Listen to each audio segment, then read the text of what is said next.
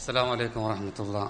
الحمد لله والصلاة والسلام على رسول الله وعلى آله وصحبه أجمعين. أما بعد.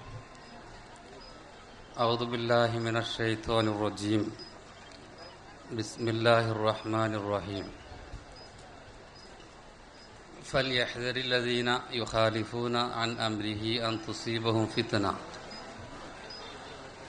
أو يصيبهم عذاب أليم.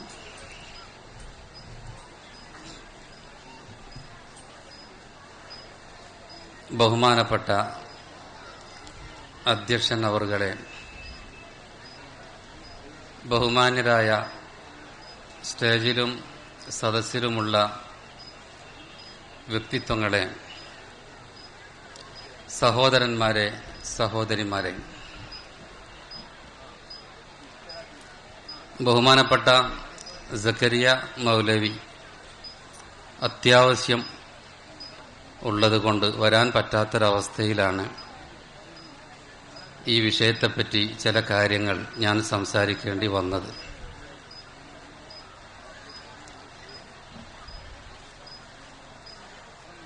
കർമ്മങ്ങളോട്, കർമാനുഷ്ഠാനങ്ങളോട് സലഫിന്റെ സമീപനം എന്നതാണ് ഇപ്പോഴുള്ള ചർച്ചാ വിഷയം.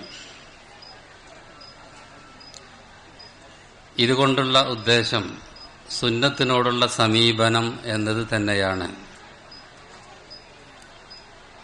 റസൂലുള്ളാഹിയുടെ സുന്നത്തിനോട് പൂർവികരുടെ സമീപനം എങ്ങനെയായിരുന്നു എന്നതിനെപ്പറ്റി വളരെ ചുരുങ്ങിയ ചില കാര്യങ്ങളാണ് ഈ അവസരത്തിൽ നിങ്ങളുടെ മുമ്പിൽ ഈ ഉള്ളവൻ അവതരിപ്പിക്കുന്നത്. മഹാനായ നബി തിരുമേനി സല്ലല്ലാഹു അലൈഹി വസല്ലം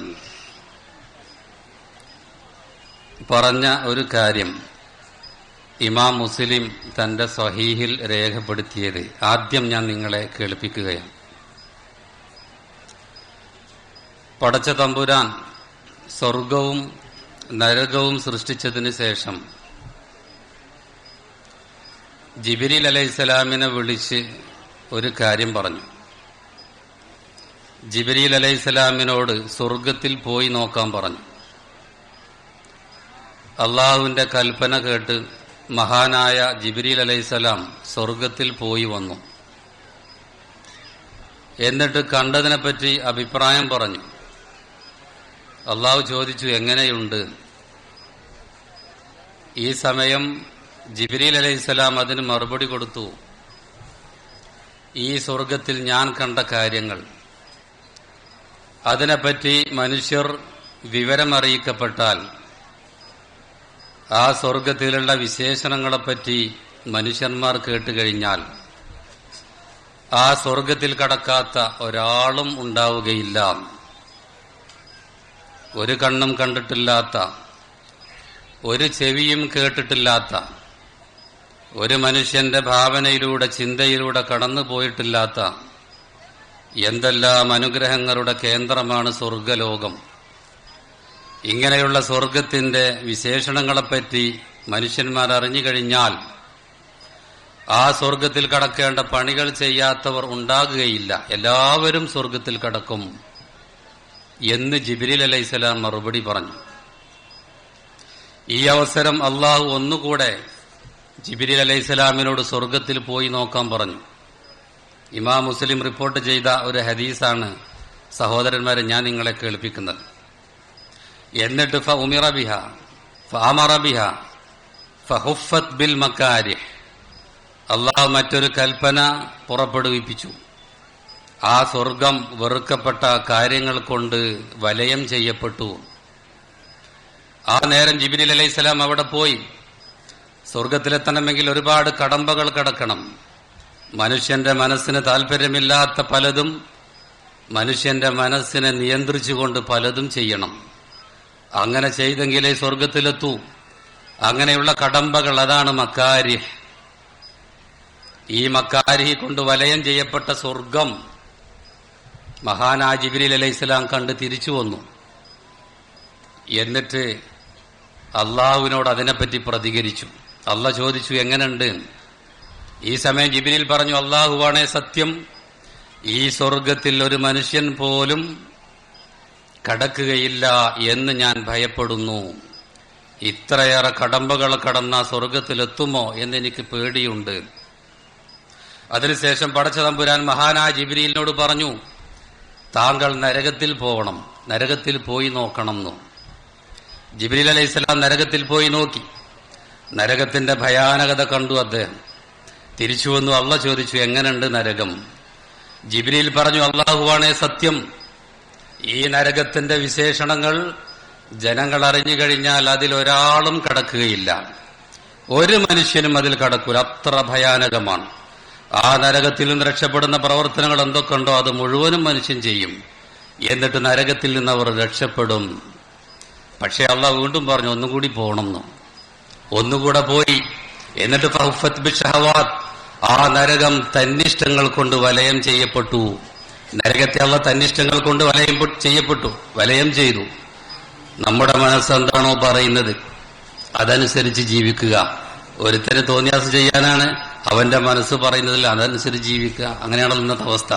ഈ രൂപത്തിലുള്ള തന്നിഷ്ടങ്ങൾ കൊണ്ട് വലയം ചെയ്യപ്പെട്ട നരകം കണ്ടതിന് ശേഷം തിരിച്ചു വന്നിട്ട് മഹാനായ ജിബ്രീൽ അലൈഹിസ്സലാം പറഞ്ഞു അള്ളാഹിനോട്, എങ്ങനെയുണ്ട് എന്ന് ചോദിച്ചപ്പോ, അള്ളാഹുവാണ് സത്യം, ഈ നരകത്തിൽ നിന്ന് രക്ഷപ്പെടുന്ന ഒരു മനുഷ്യരും ഉണ്ടാവുകയില്ല എന്ന് ഞാൻ ഭയപ്പെടുന്നു.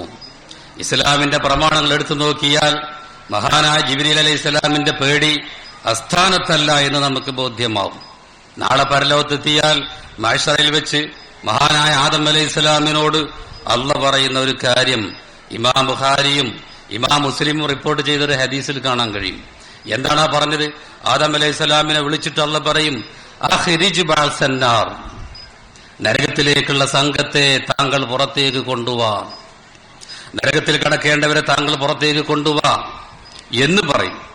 ഈ സമയം മഹാനായ ജിബ്രീൽ അലൈഹിസ്സലാം ആദം അലൈഹിസ്സലാം മറുപടി പറയും, അല്ലാഹുവേ വമാ ബഅസുന്നാർ, എന്താണ് ഈ നരകത്തിലേക്കുള്ള സംഘം? എനിക്ക് മനസ്സിലായിട്ടില്ല. ഈ നേരം അല്ലാഹ് അതിന് മറുപടി കൊടുക്കും, ഓരോ 1000-ൽ നിന്നും 999 നരകത്തിലേക്ക് കൊണ്ടുപോവുക. ഭയാനകമായ വാർത്തയാണിത്. ഈ സമയമാണ് കുട്ടികൾ പോലും നരച്ചു പോകുന്ന സംഭവം എന്ന വചനം പ്രവാചകനായ മുഹമ്മദ് നബി പാരായണം ചെയ്യുകയും ചെയ്തു. എന്തുകൊണ്ടാണ് ഇത്രയേറെ മനുഷ്യന്മാർ നരകത്തിലേക്ക് പോകുന്നത് എന്ന് നമ്മൾ ചിന്തിക്കണം. 1000-ൽ 999 നരകത്തിൽ പോവും. ആ 999 നരകത്തിൽ പോയി എല്ലാ ആൾക്കാരും കാലാകാലവും നരകത്തിൽ തന്നെ കഴിയും എന്നൊന്നുമല്ല ഈ പറയുന്നതിന്റെ അർത്ഥം. അവനവൻ ചെയ്ത തെറ്റുകളുടെ ശിക്ഷ കിട്ടിയതിനു ശേഷം സ്വർഗത്തിലേക്ക് രക്ഷപ്പെടാൻ സാധ്യതയുള്ളവരൊക്കെ ആ കൂട്ടത്തിലുണ്ടാവും. ഏതായാലും തുടക്കത്തിൽ ഓരോ 1000-ൽ നിന്നും 999 നരകത്തിൽ പോകും, അല്ലെങ്കിൽ നരകത്തിലേക്ക് കൊണ്ടുപോകാൻ മഹാനായ ആദം അലൈഹിസ്സലാമിനോട് അള്ളാഹ് പറയുന്ന രംഗം നാളെ മഹ്ശറയിൽ വരുന്നു. എന്തുകൊണ്ടാണ് ഇത്രയേറെ ആൾക്കാർ നരകത്തിൽ പോകുന്നത്? ലോകത്ത് നബിമാർ വരാഞ്ഞിട്ടാണോ? അല്ല. വൈമിൻ ഉമ്മത്തിൻ ഇല്ലാ ഖലാ ഫീഹാ നദീർ, ഒരൊറ്റ സമൂഹം കഴിഞ്ഞു പോയിട്ടില്ല ഒരു നദീർ, താക്കീതുകാരൻ അവർക്ക് വരാതെ. ലോകത്ത് നബിമാർ വന്നിട്ടുണ്ട്, ലക്ഷക്കണക്കിന് പ്രവാചകന്മാർ വന്നിട്ടുണ്ട്. എന്നിട്ടും എന്തുകൊണ്ടാണ് ഇവർ നരകത്തിലേക്ക് പോകുന്നത്? നമ്മുടെ ഒരു വലിയ പണ്ഡിതൻ ഇബ്നു റജബ് എന്നൊരു മഹാപണ്ഡിതൻ ഈ കാര്യം വിശദീകരിച്ച് പറയുന്നുണ്ട്. എന്തുകൊണ്ട് ഈ രൂപത്തിൽ നരകത്തിൽ പോകുന്നു? അതിനൊരുപാട് കാരണം. ലോകത്തൊരുപാട് നബിമാർ വന്നിട്ടും ആ പ്രവാചകന്മാരെ സ്വീകരിക്കാത്തവരാണ് ബഹുഭൂരിഭാഗവും. എത്രത്തോളം എന്ന് വെച്ചാൽ അന്ത്യപ്രവാചകനായ മുഹമ്മദ് നബി ആ കാര്യത്തെപ്പറ്റി പറഞ്ഞിട്ടുണ്ട്. ഉരിളത്ത് അലയ്യൽ ഉമ്മം, മുമ്പ് കഴിഞ്ഞു പോയ ഉമ്മത്തുകളെ പറ്റി അവരെ എനിക്കല്ല കാണിച്ചു തന്നു. മുമ്പ് കഴിഞ്ഞു പോയ ആദം അലൈഹിസ്സലാം, അതുപോലെ അതിനുശേഷം വന്ന ഒരുപാട് പ്രവാചകന്മാർ, അവരെയും അവരുടെ അണികളെയും അള്ളാഹു എനിക്ക് കാണിച്ചു തന്നു. പ്രവാചകന്റെ ഒരു മോചിതത്ത് എന്ന നിലക്ക് റസൂൽ സല്ലല്ലാഹു അലൈഹി വസല്ലമക്ക് അള്ളാഹ് കാണിച്ചു കൊടുത്തതാണ്. ഫറഅയ്തു നബിയ വലൈസ മഅഹു അഹദ്, എന്നിട്ട് ആ കൂട്ടത്തിൽ ചില പ്രവാചകന്മാരെ ഞാൻ കണ്ടു. ചില പ്രവാചകന്മാരുടെ കൂടെ 1-2 ആൾക്കാരുണ്ട്, വേറെ ചില പ്രവാചകന്മാരുടെ കൂടെ ആരുമില്ല. ലോകത്തൊരു പ്രവാചകൻ വന്നിട്ട് ആ പ്രവാചകനെ സ്വീകരിക്കാത്ത സമൂഹം ഒന്നടങ്കം കഴിഞ്ഞു പോയിട്ടുണ്ട്. വേറെ നബിമാര് വന്നു, അദ്ദേഹത്തിൽ ഒന്നോ രണ്ടോ ആൾക്കാർ വിശ്വസിച്ചിട്ടുണ്ട്. വേറെ ചില പ്രവാചകന്മാർ വന്നു, അവരെ പിന്നാലെ വളരെ കുറച്ച് ആൾക്കാര്. ലോകത്ത് വന്ന പ്രവാചകന്മാരെ പിൻപറ്റാത്തവരൊക്കെ നരകത്തിൽ 999 കണക്ക് അദ്ദേഹം പറയാം. എന്നാൽ പ്രവാചകന്മാരെ പിൻപറ്റിയവരൊക്കെ സ്വർഗത്തിൽ പോകുമോ? അതാണ് രണ്ടാമത്തെ വിഭാഗം. ഇല്ല. ലോക ജനതയുടെ ചരിത്രം എടുത്തു നോക്കിയാൽ ബഹുഭൂരിഭാഗവും അവരിന്ന് വിശ്വസിക്കുന്നത് അവർ ദുർബലപ്പെടുത്തപ്പെട്ട മൻസൂഹായ മതത്തിന്റെ പിന്നാലെ കൂടുന്നവരാണ്. ഇന്നത്തെ ക്രൈസ്തവ ലോകം, അതല്ലെങ്കിൽ ജൂതന്മാരുടെ ലോകം, അതല്ലെങ്കിൽ മുമ്പ് വന്നു പോയ പ്രവാചകന്മാരുടെ അണികളാണ് എന്ന് പറയുന്നവരുടെ അവസ്ഥ, അവരെല്ലാം ഇന്ന് പിൻപറ്റുന്നത് എന്തിനാ? ദുർബലപ്പെടുത്തപ്പെട്ട മതത്തെ. ഏതാ ദുർബലപ്പെടുത്തിയത്? അന്ത്യപ്രവാചകനായ മുഹമ്മദ് നബിയിലൂടെ വന്ന ഇസ്ലാം മതം മുമ്പ് കഴിഞ്ഞ പോയ മതങ്ങളെയൊക്കെ ദുർബലപ്പെടുത്തി. ഇനി ഞാൻ ഈസാ അലൈഹി ഇസ്ലാമിന്റെ ആളാണ്, യേശു ക്രിസ്തുവിന്റെ ആളാണ്, ഞാൻ മഹാനായ മൂസ അലൈഹി ഇസ്ലാമിന്റെ ആളാണ്, ഞാൻ മുഹമ്മദ് നബി അംഗീകരിക്കില്ല എന്ന് പറഞ്ഞാൽ അവർക്ക് രക്ഷല്ല. അപ്പൊ ലോകത്ത് പ്രവാചകന്മാരെ അംഗീകരിക്കുന്നു എന്ന് പറയുന്നവരിൽ തന്നെ ബഹുഭൂരിഭാഗം ആൾക്കാരും ദുർബലപ്പെടുത്ത മതത്തിലാണ് വിശ്വസിക്കുന്നത്. അതുകൊണ്ട് അവരും നരകത്തിൽ.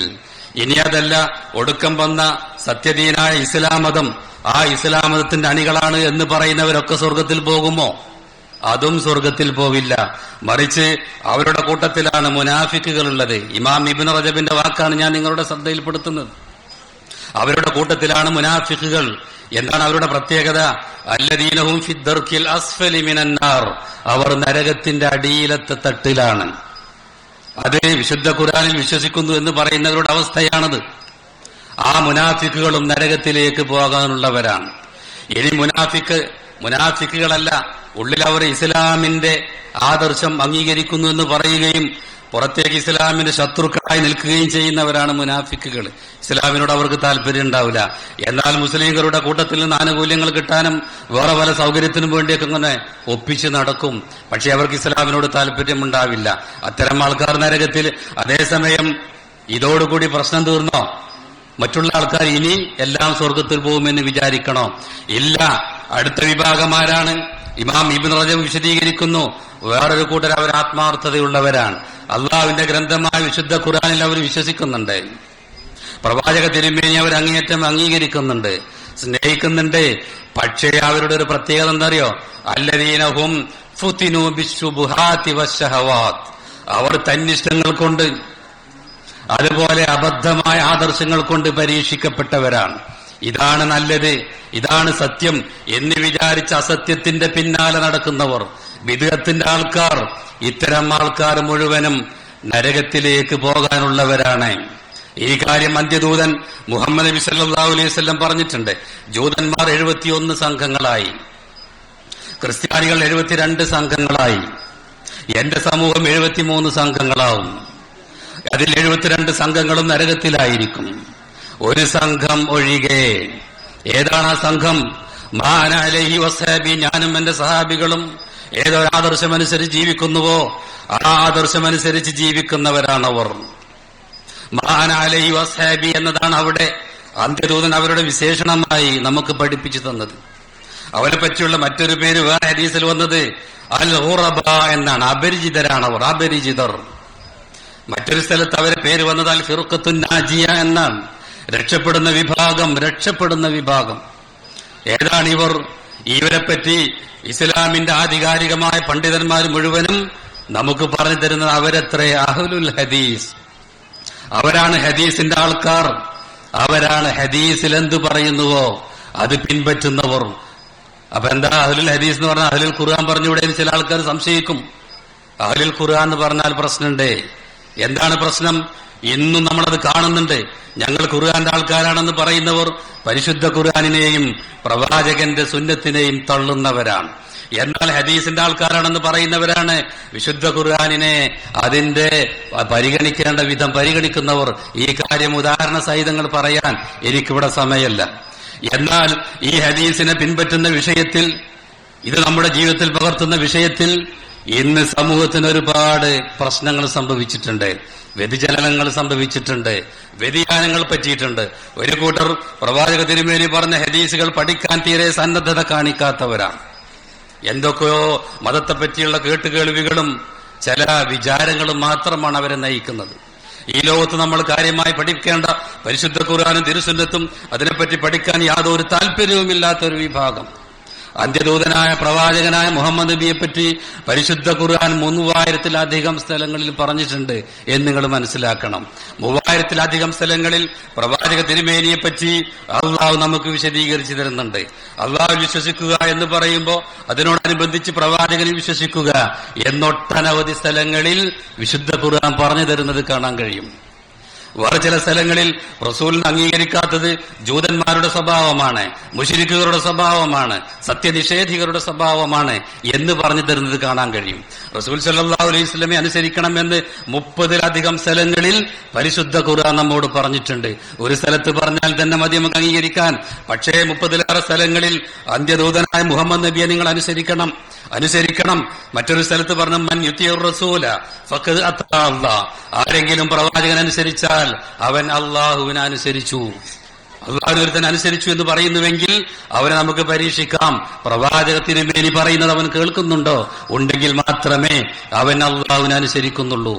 ഫല്യഹ്ദരില്ലദീന യുഖാലിഫൂന അൻ അംരിഹി, ആ പ്രവാചക തിരുമേനിയുടെ കൽപ്പനക്ക് വിരുദ്ധം പ്രവർത്തിക്കുന്നവർ ഭയപ്പെടട്ടെ. അൻ തുസീബഹും ഫിത്ന, അവർക്ക് പരീക്ഷണം വരുന്നതിനെ, അവർക്ക് ശിക്ഷ വരുന്നതിനെ. ഔ യുസീബഹും അദാബുൻ അലീം, അതല്ല എങ്കിൽ വേദനാജനകമായ ശിക്ഷ അവരെ ബാധിക്കുന്നത് അവർ ഭയപ്പെടട്ടെ. പക്ഷേ ഈ പ്രവാചക തിരുമേനിയുടെ ആദർശങ്ങൾ സ്വീകരിക്കുന്ന വിഷയത്തിൽ ജനങ്ങൾ ഇന്ന് പല രൂപത്തിൽ വ്യതിചലിച്ചു പോയിട്ടുണ്ട്. ഒരു കൂട്ടർ പറഞ്ഞ ഖുർആൻ മതി, പ്രവാചക തിരുമേനിയുടെ ഹദീസ് വേണ്ട. ഇവരൊന്നടങ്കം ഖുർആനിനെയും ഹദീസിനെയും തള്ളിയവരാണ്. അവരെപ്പറ്റി ഞാൻ അധികം സഹോദരന്മാരെ നിങ്ങളോട് സംസാരിക്കുന്നില്ല. അതേസമയം ഞങ്ങൾ ഹദീസ് അംഗീകരിക്കുന്നവരാണ് എന്ന് പറയുന്നവരിൽ പോലും ഒരുപക്ഷെ അബദ്ധവശാലോ അല്ലെങ്കിൽ മനഃപൂർവമോ ഒരുപാട് അബദ്ധങ്ങൾ പറ്റുന്നത് അതും നമ്മൾ കണ്ടുകൊണ്ടിരിക്കുന്നു. അതിനെപ്പറ്റി അല്പം ഭാഗം പറഞ്ഞ് ഞാൻ ഈ അവസരം എന്റെ ശേഷം വരുന്നവർക്ക് വിട്ടുകൊടുക്കുകയാണ്. എന്താണത്? പ്രവാചക തിരുമേനി പറഞ്ഞ ഒരു ഹദീസ് അത് സ്വഹീഹാണ് എന്ന് വന്നു കഴിഞ്ഞാൽ പിന്നെ ചിലരെന്ത് ചെയ്യും? അത് നമ്മുടെ ബുദ്ധിക്ക് പറ്റുമോ ഇല്ലയോ എന്ന് നോക്കിയിട്ട് തള്ളിക്കളയുന്നവർ, അതാണെന്ന് മുസ്ലിങ്ങളാണെന്ന് പറയുന്നവരിൽ പലരുടെയും അവസ്ഥ. എന്നാൽ ഈ ചിന്താഗതിയുള്ള എത്ര വലിയ മനുഷ്യന്മാരാണെങ്കിലും അത്തരം ആൾക്കാരെ നമ്മൾ കരുതണം. ഞാൻ നിങ്ങൾക്ക് വലിയൊരു പണ്ഡിതന്റെ പേര് പറയാം. എത്ര വലിയവരാണെങ്കിലും നമ്മൾ അത്തരം ആൾക്കാരാ നിലക്ക് കാണണം. ഡോക്ടർ യൂസുഫുൽ കർലാവി, ഇദ്ദേഹം ഒരു ഇഖ്വാനി പണ്ഡിതനാണ്. ഈ മനുഷ്യൻ പ്രവാചക തിരുമേനിയുടെ ചില ഹദീസുകളെ കൈകാര്യം ചെയ്യുന്ന രൂപത്തിൽ ഒരു ഉദാഹരണം ഞാൻ പറയാം. പ്രവാചകൻ സല്ലല്ലാഹു അലൈഹി വസല്ലം പറഞ്ഞു, നാളെ പരലോകത്തെത്തുമ്പോ സ്വർഗക്കാരും നരകക്കാരും കാണുന്ന രൂപത്തിൽ അള്ളാഹ് അവിടെ ഒരു സംവിധാനം ഏർപ്പെടുത്തിയിട്ടുണ്ട്. എന്താണെന്നറിയോ? ആടിനെ മരണത്തിന്റെ രൂപത്തിൽ കൊണ്ടുവരും. മരണത്തിന്റെ രൂപത്തിൽ ഒരാടിനെ കൊണ്ടുവരും. ഈ ഹദീസ് ഞാൻ എവിടെന്നെങ്കിലും എടുത്ത് പറയല്ല. ഇമാം ബുഖാരി റിപ്പോർട്ട് ചെയ്തിട്ടുണ്ട്, ഇമാം മുസ്ലിം റിപ്പോർട്ട് ചെയ്തിട്ടുണ്ട്. സലഫികളാണോ എങ്കിൽ ഇമാം ബുഖാരിയും ഇമാം മുസ്ലിമും റിപ്പോർട്ട് ചെയ്ത ഹദീസുകളൊക്കെ ചോദ്യം ചെയ്യാതെ സ്വീകരിക്കണം. അതൊക്കെ സ്വഹീഹാണ് എന്ന് മുസ്ലിം ലോകം നമ്മുടെ മുമ്പിൽ പ്രഖ്യാപിച്ചു തന്നിട്ടുണ്ട്. അപ്പൊ വിമർശനം ഉണ്ടായിട്ടില്ലേ എന്നാ ചിലർ പറയാ. വിമർശനം ഏതിനാ വിമർശനമില്ലാത്ത? വിശുദ്ധ ഖുർആനെതിരെ വിമർശനല്ലേ? ഉമ്മാനെ തച്ചാ പോലും രണ്ടഭിപ്രായം എന്ന് പറയല്ലേ? ആ വിമർശനം വസ്തുനിഷ്ഠമാണോ എന്നാണ് നോക്കേണ്ടത്. അതുകൊണ്ട് അതിന് സുന്ദരമായി പണ്ഡിതന്മാർ മറുപടി പറഞ്ഞിട്ടുണ്ട്. ഏതായാലും ശരി, ആ കൂട്ടത്തിൽ ഇമാം ബുഖാരി ഇമാം മുസ്ലിം ലോകത്തൊരൊറ്റ സലഫി പണ്ഡിതനും എതിർത്തിട്ടില്ലാത്തൊരു ഹദീസാണ് ഞാൻ ഈ പറയുന്നത്. എന്താണത്? നാളെ പരലോകത്തിൽ പടച്ച തമ്പുരാൻ മരണത്തൊരാടിന്റെ രൂപത്തിൽ കൊണ്ടുവന്നിട്ട് വിളിച്ചു പറയും, സ്വർഗക്കാരെ നോക്കിക്കോളൂ, നരകക്കാരെ നോക്കിക്കോളൂ എന്ന് പറയും. എല്ലാവരും താല്പര്യപൂർവ്വം നോക്കും. ആ സമയം പരസ്യമായി മരണത്തെ കൊന്നുകളയും. എന്നിട്ട് വിളിച്ചു പറയും, ഇതാ മരണം മരിച്ചു കഴിഞ്ഞു, മരണമെന്ന പ്രതിഭാസം അവസാനിച്ചു കഴിഞ്ഞു, ഇനി മരണമില്ല, അനന്തമായ ലോകത്തിലാണ് നിങ്ങൾ ജീവിക്കുക. ആ നേരം സ്വർഗക്കാരുടെ സന്തോഷം, അതേസമയം നരകക്കാരുടെ ദുഃഖം, അതൊന്നും നമ്മുടെ നാവുകൾ കൊണ്ട് നമുക്കിവിടെ വർണ്ണിക്കാൻ കഴിയില്ല. ഈ ഹദീസ് കേൾക്കുമ്പോൾ നിങ്ങളുടെ മനസ്സിൽ കാര്യമായൊരു പ്രശ്നമൊന്നും ഉണ്ടായിട്ടുണ്ടാവില്ല. പക്ഷേ നിങ്ങൾ മനസ്സിലാക്കണം, രോഗമുള്ള മനസ്സുകൾക്ക് ഇതൊക്കെ പ്രശ്നമാണ്. ഞാൻ ഈ പറഞ്ഞ ഈ ഡോക്ടർ യൂസുഫ് അൽ ഖർലാവി ഈ ഹദീസിനെ പറ്റി പറഞ്ഞൊരു വാചകം കേട്ടോളൂ. വമിനൽ മാലൂം അൽ മുതയഖിൻ, ഉറപ്പുള്ള വിഷയത്തിൽപ്പെട്ടതാണ്. ബിൽ അഖ്ലി വൻ നഖൽ, ബുദ്ധിപരമായും പ്രമാണം കൊണ്ട് സ്ഥിരീകരിക്കപ്പെട്ട വസ്തുതയാണ്. അന്നൽ മൗത ലൈസ കബ്ഷൻ, മരണം എന്നതൊരാടല്ല. വലാ ബഖറൻ, അത് പശുവല്ല. വലാ ഹയവാന മിനൽ ഹയവാനാത്ത്, ജീവികളിൽപ്പെട്ട ഒരു ജീവിയുമല്ല എന്ന് പറഞ്ഞിട്ട് അന്ത്യദൂതന്റെ ഹദീസുകളെ കളിയാക്കുകയാണ്, പരിഹസിക്കുകയാണ്. എന്താ കാരണം? ഇതൊക്കെ ജനങ്ങളോട് പറഞ്ഞ പ്രശ്നമല്ലേ എന്ന് ഇവർക്കൊരു തോന്നല. അതുകൊണ്ട് കാലത്തിനൊപ്പിച്ച് പോവുക, കാലഘട്ടത്തിനൊപ്പിച്ച് ജനങ്ങൾക്ക് ചില കാര്യങ്ങൾ പറഞ്ഞു കൊടുക്കാതിരിക്കുക. ജനങ്ങൾ കേട്ടതാണെങ്കിലോ അതൊന്നും ശരിയില്ല, അതൊക്കെ ബുദ്ധിക്കെതിരാണ് എന്ന രൂപത്തിൽ അതിനൊക്കെ തട്ടുക. ഇതേ മനുഷ്യൻ തന്നെ മറ്റൊരിക്കൽ പറഞ്ഞു. എന്താ പറഞ്ഞത്? ക്രിസ്ത്യാനികളെ പറ്റി സംസാരിച്ചപ്പോ പറഞ്ഞതാ, വനഹ്നു നഖൂലു അൻഹും ഇഖ്വാനൽ മസീഹിയീൻ, നമ്മൾ അവരെ പറ്റി പറയുന്നത് നമ്മുടെ സഹോദരന്മാരായ ക്രൈസ്തവന്മാർ. ഇത് ഞാൻ പറയുമ്പോ ചിലരെന്നോട് ചോദിക്കും, എന്തുകൊണ്ട് നമ്മുടെ സഹോദരന്മാർ എന്ന് പറയാൻ പറ്റുമോ? ഇന്നമൽ മുഅ്മിനൂന ഇഖ്വ, സത്യവിശ്വാസികളാണ് സഹോദരന്മാർ എന്ന് ഖുർആൻ പറഞ്ഞിട്ടില്ലേ? അപ്പൊ ക്രിസ്ത്യാനികൾ നമ്മുടെ സഹോദരന്മാർ, ഏകോദര സഹോദരന്മാർ എന്ന് ഞാൻ പറയുമ്പോ ചില മുസ്ലിങ്ങൾ എന്റെ നേരെ കണ്ണു നിർത്തും. അതിനെനിക്ക് മറുപടി ഉണ്ട്. അതേ, ഞാൻ അങ്ങനെ പറയും, അവർ നമ്മുടെ സഹോദരന്മാരാണ്. ക്രിസ്ത്യാനികൾ നമ്മുടെ സഹോദരന്മാരാണ് വേറൊരു നിലക്ക്. യഥാർത്ഥത്തിൽ ഇവിടെ ഇസ്ലാമിന്റെ പണ്ഡിതന്മാർ ഇതിനെ എതിർക്കുന്നുണ്ട്. ഈ പ്രവാചകൻ സല്ലല്ലാഹു അലൈഹി വസല്ലം അതിശക്തമായി എതിർത്തൊരു കാര്യം, ഇവിടെ അദ്ദേഹം കാലത്തിന് ഒപ്പിച്ചു പോകാൻ വേണ്ടിയിട്ട് എല്ലാവരും മൂമിനുകൾ തന്നെ, എല്ലാവരും സത്യവിശ്വാസികൾ തന്നെ എന്നിവിടെ സൂചിപ്പിക്കുകയാണ് ചെയ്യുന്നത്. എന്നാൽ ഈ വിഷയത്തിൽ റസൂൽ സല്ലല്ലാഹു അലൈഹി വസല്ലം പറഞ്ഞ ഹദീസുകളും അതുപോലെ പരിശുദ്ധ ഖുർആനുള്ള കാര്യങ്ങൾ അവർ സത്യവുമായി ഒരുപാട് അകന്നതാണ് എന്ന് സൂചിപ്പിക്കാൻ എനിക്കിപ്പോ സമയമില്ലാത്തത് കൊണ്ട് മാത്രം ഞാൻ ആ ഭാഗത്തേക്ക് കടക്കുന്നില്ല. എന്നാൽ ഈ ചിന്ത, പ്രമാണങ്ങൾ ബുദ്ധിക്കെതിരായാൽ തള്ളിക്കളയുന്ന ചിന്ത നമ്മുടെ കേരളത്തിലും എത്തിയിട്ടുണ്ട്. നമ്മുടെ കേരളത്തിലും എത്തിയിട്ടുണ്ട്. ഇത് നിങ്ങൾ ശ്രദ്ധിക്കണം. ഒരു പണ്ഡിതൻ സ്വഹീഹുൽ ബുഖാരിക്ക് ഒരു പരിഭാഷ എഴുതിയിട്ടുണ്ട്. ആ പരിഭാഷയുടെ തുടക്കത്തിൽ തന്നെ എഴുതി വെച്ചത് ഒരു ഹദീസ് നമ്മുടെ ബുദ്ധിക്കെതിരാണെങ്കിൽ തള്ളുക എന്നാണ്. എന്നിട്ട് ഒരുപാട് ഹദീസുകൾ, ചില ഉദാഹരണങ്ങൾ ഞാൻ പറയാം. ഈ പണ്ഡിതൻ ആരാന്ന് ചോദിച്ചാൽ നമ്മിൽ നിന്ന് വേർപെട്ടു പോയി വേറൊരു സംഘടന ഉണ്ടാക്കിയ ആൾക്കാരുടെ കാര്യപ്പെട്ടൊരു നേതാവാണ്. അപ്പൊ ശുദ്ധീകരണ പ്രവർത്തനം നമ്മൾ നന്നായി നടത്തിയിട്ടുണ്ട് എന്ന് നമുക്ക് ശരിക്കും ബോധ്യം. നിങ്ങൾ ആലോചിച്ചു, ചില ഉദാഹരണങ്ങൾ പറഞ്ഞ് നിങ്ങൾ തന്നെ ഞെട്ടിത്തെറിക്കാൻ പര്യാപ്തമായ ചില ഉദാഹരണങ്ങളാണ്. അന്ത്യപ്രവാചകൻ പറഞ്ഞു, അവസാന കാലം ദജ്ജാൽ പുറപ്പെടും എന്ന് പറഞ്ഞു, മസീഹ് ദജ്ജാൽ. ഈ ഹദീസിനെ പറ്റി മുസ്ലിം ലോകത്തിന്റെ അഭിപ്രായം എന്താണെന്ന് നിങ്ങൾക്ക്? ഈ ഹദീസ് മുത്തവാത്തിറാണ്. എന്താ മുത്തവാത്തിർ എന്ന് പറഞ്ഞാൽ? ഇതൊക്കെ ഇനി നമ്മൾ മനസ്സിലാക്കണം. അതൊക്കെ പണ്ഡിതന്മാരങ്ങ് ചർച്ച ചെയ്തോട്ടെ എന്നല്ല. സലഫികളെ മനസ്സിലാക്കണമെങ്കിൽ ഇത്തരം കാര്യങ്ങൾ മനസ്സിലാക്കണം. ചുരുക്കി പറഞ്ഞാൽ ഒരുപാട് സഹാബികൾ റിപ്പോർട്ട് ചെയ്ത ഹദീസ്, അതാണ് മുത്തവാത്തിർ. മുസ്ലിങ്ങൾക്ക് സ്വീകരിക്കാൻ ഒരുപാട് സഹാബികൾ റിപ്പോർട്ട് ചെയ്യണ്ട, ഒരു സഹാബി റിപ്പോർട്ട് ചെയ്താൽ മതി. മുസ്ലിം ലോകത്തിന് അത് സ്വീകാര്യമാണ്. എന്നിട്ട് ഒട്ടനവധി സഹാബികൾ, പണ്ഡിതന്മാർ ഈ ഹദീസ് മുത്തവാത്തിറാണ് എന്ന് പറഞ്ഞ ഹദീസ്, അവസാന കാലത്ത് ദജ്ജാൽ പുറപ്പെടും, ആ ലോകത്ത് ഒരുപാട് അത്ഭുതങ്ങൾ കാണിക്കും. ഇങ്ങനെയുള്ള ദജ്ജാലിനെ പറ്റി ഈ പണ്ഡിതൻ പറയുന്നത് എന്തെന്നറിയോ? അതൊരു മനുഷ്യനല്ല എന്നാണ്. അത് മോശമായ ആദർശമാണ്. ഇതാണ് പൂർവികരുടെ ലൈനിൽ നിന്നും മോശമായ രൂപത്തിൽ വ്യതിചലിച്ചുകൊണ്ട് ദുർവ്യാഖ്യാനം നടത്തുക. ഈ ദജ്ജാൽ പിൽക്കാലത്ത് വന്ന് ഒരുപാട് അത്ഭുതങ്ങൾ കാണിക്കും. അതൊരു മനുഷ്യനാണ്, അതൊരു മനുഷ്യൻ തന്നെ എന്ന് സൂചിപ്പിക്കുന്ന ഒട്ടനവധി ഹദീസുകളുണ്ട്. അയാൾ കോങ്കണ്ണനായിരിക്കും, അയാളുടെ രണ്ട് കണ്ണിന്റെയും ഇടയിൽ കാഫിർ എന്ന് എഴുതി വെച്ചിരിക്കും. അയാൾ അത്ഭുതങ്ങൾ കാണിക്കും, ഒരു മനുഷ്യനെ കൊല്ലും, കൊന്നതിന് ശേഷം അയാൾ വീണ്ടും ജീവിപ്പിക്കും. അതുപോലെ ഭൂമിയിലൂടെ നടന്നുപോയി അഖരിജി കുനൂസക്, നിന്റെ നിധി നീ പുറത്തേക്ക് എടുക്കുക എന്ന് പറയുമ്പോൾ അയാളെ പിന്നാലെ നിധികൾ പുറത്തു പോവും. ഇങ്ങനെയുള്ള അത്ഭുതങ്ങളെല്ലാം കാണിച്ച് ജനങ്ങൾ അയാളുടെ പിന്നാലെ കൂടുന്ന സംഭവങ്ങളൊക്കെ ഒട്ടനവധി ഹദീസുകളിലൂടെ റസൂല് പറഞ്ഞപ്പോ ഇയാൾക്ക് തോന്നി ഇത് ജനങ്ങളോട് പറഞ്ഞ പ്രശ്നല്ലേ, അതുകൊണ്ട് മൂപ്പർ ദുർവ്യാഖ്യാനം. എന്നിട്ട് ആ ദജ്ജാലിനെ കൊന്നുകളയുന്നത് മഹാനായ ഈസാ അലൈഹിസ്സലാം ആകാശത്ത് നിന്ന് ഇറങ്ങി വന്നിട്ടാണ് എന്ന് റസൂല് പറഞ്ഞു. ഈസാ അലൈഹിസ്സലാമിന്റെ അടക്കം ഇതും പണ്ഡിതന്മാർ പറയുന്നത് മുത്തവാത്തിറാണത് എന്നാ. ഒട്ടനവധി സഹാബികൾ റിപ്പോർട്ട് ചെയ്ത സംഭവമാണത്. ഈ പണ്ഡിതൻ പറയുന്നത് അത് വിശ്വസിക്കാൻ പറ്റില്ല, വിശ്വാസപരമായ കാര്യമാണത്. റസൂൽ പറഞ്ഞതിനെ വിഭജിച്ചു വരെ കർമ്മപരമായ കാര്യങ്ങൾ, അതുപോലെ വിശ്വാസപരമായ കാര്യങ്ങൾ. റസൂൽ പറഞ്ഞ ഹദീസിൽ വിശ്വാസപരമായ കാര്യം ഉണ്ടെങ്കിൽ സ്വീകരിക്കണ്ട, അതിന്റെ അടിക്കുറിപ്പ് കൊടുക്കുക ഇത് വിശ്വാസപരമാണ്, അതുകൊണ്ട് അംഗീകരിക്കാൻ പറ്റൂല. എങ്ങനെയുണ്ട്, നിസ്സാരമാണോ കാര്യം? ചില ആൾക്കാരൊക്കെ പറയലുണ്ട് തറാവീന്റെ റക്കായത്തിന്റെ എണ്ണം അത് 11 അല്ലെങ്കിൽ 21, ഇത്രയൊക്കെ അല്ലോട് തർക്കം. അല്ല, അതിനേക്കാൾ അപകടകരമായ വിഷയമാണത്. മുത്തവാത്തിറായ ഒരു ഹദീസിനെ നിഷേധിച്ചു കഴിഞ്ഞാൽ അതിന്റെ വിധി എന്താണ്? നിങ്ങൾ പണ്ഡിതന്മാരോട് ചോദിച്ചു നോക്കണ്ടേ. ഈസാ അലൈഹി സ്വലാമിന്റെ ഇറക്കവും അതിനുശേഷം അദ്ദേഹം ലോകത്ത് ഭരണം നടത്തുന്ന കാര്യങ്ങളൊക്കെ എത്രയെത്ര സംഭവങ്ങളിലൂടെ വന്നിട്ടുണ്ട്. മാത്രമല്ല, മഹാനായ അബൂ ഹുറൈറ റളിയല്ലാഹു അൻഹു ഈസാ അലൈഹി സ്വലാമിന്റെ ഇറക്കത്തെപ്പറ്റി പറഞ്ഞതിന് ശേഷം വിശുദ്ധ ഖുർആനിൽ ഒരു ആയത്ത് ഓതി. അവസാന കാലം ഈസാ അലൈഹി സ്വലാം ഇറങ്ങി വരും. ഖിയാമത്തിന്റെ ഒരു അടയാളമാണ് അദ്ദേഹം. വേണമെങ്കിൽ നിങ്ങൾ ഓതിക്കോളൂ, ഇതിനിതാ വിശുദ്ധ ഖുർആനിൽ തെളിവുണ്ട് എന്ന് അബൂ ഹുറൈറ പറഞ്ഞിട്ട് ആ അബൂ ഹുറൈറയെ പോലും അവഗണിച്ചുകൊണ്ട് ഇന്നൊരുത്തൻ ഇവിടെ ഇരുന്ന് ഇങ്ങനെ എതിർത്താൽ, അപ്പൊ ഹദീസിനെതിരെ അതിശക്തമായ ആൾക്കാർ രംഗത്തുണ്ട്.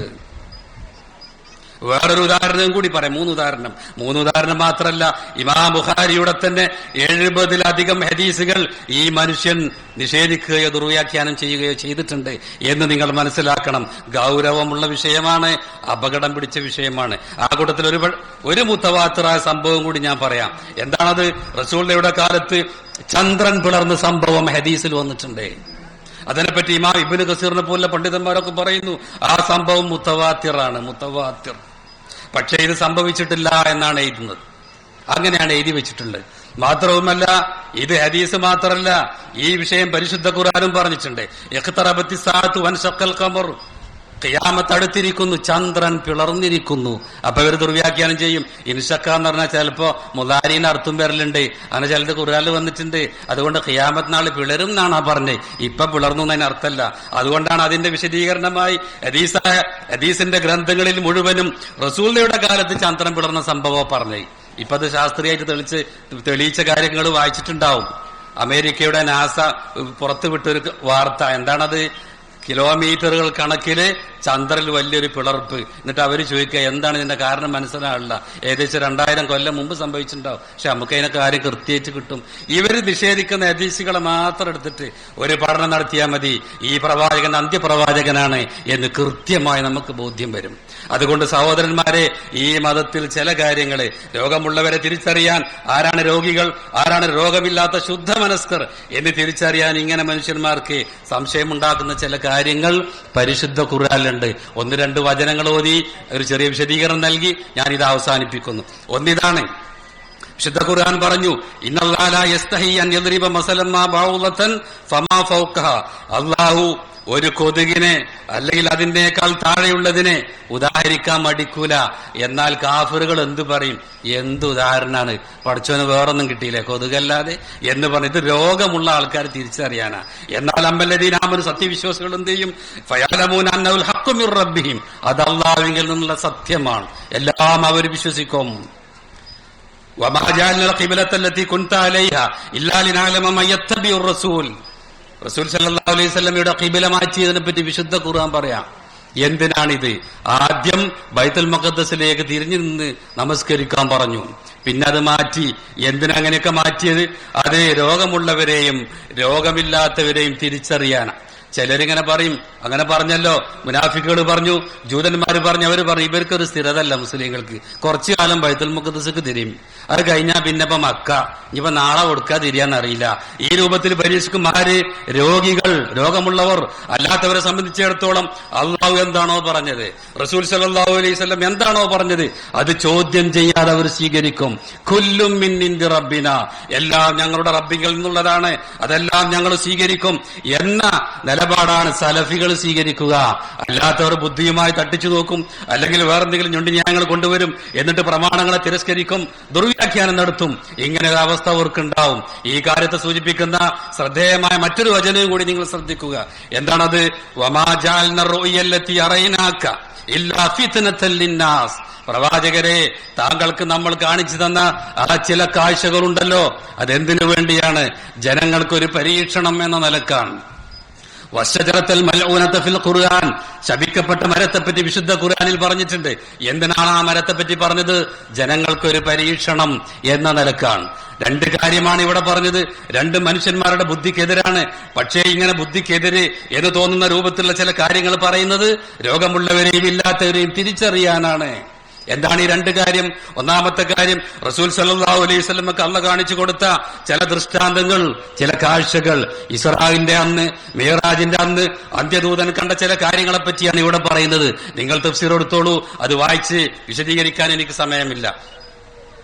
3 മാസത്തെ അല്ലെ 2 മാസത്തെ വഴി ദൂരമുള്ള ബൈത്തുൽ മുഖദ്ദസിലേക്ക് രാത്രിയുടെ ഏതാനും ചില അംശങ്ങൾ കൊണ്ട് റസൂലുള്ള പോയി വന്നു എന്ന് പറഞ്ഞപ്പോ രോഗമുള്ളവർ വിശ്വസിച്ചില്ല. എന്നാൽ അബൂബക്കർ സിദ്ദീഖിന്റെ നിലപാടെന്താണ്? അദ്ദേഹത്തിന് സിദ്ദീഖ് എന്ന പേര് കിട്ടാൻ കാരണമായി പോലും പറയപ്പെടുന്ന സംഭവം ഇതാണ്.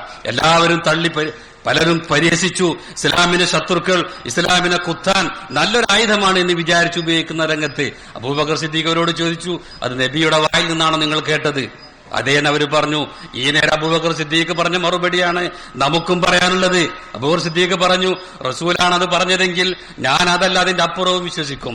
7 ആകാശത്ത് നിന്ന് നിത്യവും അന്ത്യദൂതനെ പടച്ച തമ്പുരാൻ സന്ദേശങ്ങൾ എത്തിച്ചു കൊടുക്കുന്നു എന്ന് വിശ്വസിക്കുന്നവനാണ് ഞാൻ.